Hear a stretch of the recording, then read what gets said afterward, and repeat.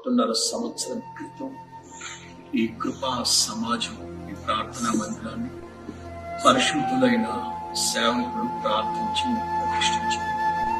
నాటి నుంచి చక్కగా ఆరాధన జరుగుతూ లక్షల మంది ప్రజలు ప్రేమించారు.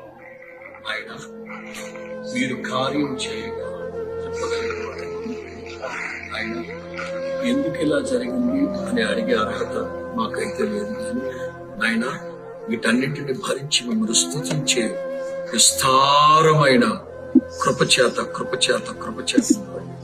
మా పితరుడు మీ సేవకుడైన యోగ జీవితాన్ని మాదిరిగా పెట్టుకుని ధైర్యాన్ని ఓపికను పొందుతున్నారు. యెహోవా ఇచ్చెను, ఆయనే తీసుకున్నాడు. దేవునికి మహిమ కలుగును గాక, స్తోత్రం కలుగును గాక. ఆయన ఇదిగో నా తండ్రి, వేవేల మంది ఆత్మీయ దాహం తీర్చబడిన చోటున్నారు. నిశ్చయముగా ప్రతిఫలం అనుగ్రహించండి. కొన్ని సందర్భాల్లో మానవ తప్పిదాలు, షార్ట్ సర్క్యూట్ వల్ల మేలు చేయక మీరు ఉండలేరని తెలుస్తుంది. చేసిన తర్వాత మిమ్మల్ని స్తుతించకుండా మేము ఉండలేము.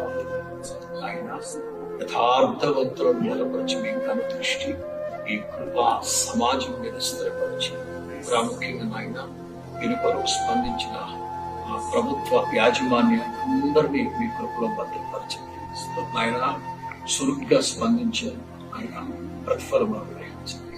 ఆయన సమస్త ఆటంకాలు దూరం వచ్చి మీ నామానికి మహిమ కలిగేటువంటి ఆది కలిగిన సమస్త కార్యాలు మీ ఆలోచన చేత జరిగించండి. ఏదేమైనా మా జీవితాల్లో మీరు ప్రారంభించిన ఈ రక్షణ పనిని కొనసాగించి నిత్య మహిమకు మమ్మల్ని పాత్రులుగా మమ్మల్ని సిద్ధపరచండి. కృప చూపించి దీవించండి. యేసు నామములో తండ్రి, ఆమేన్.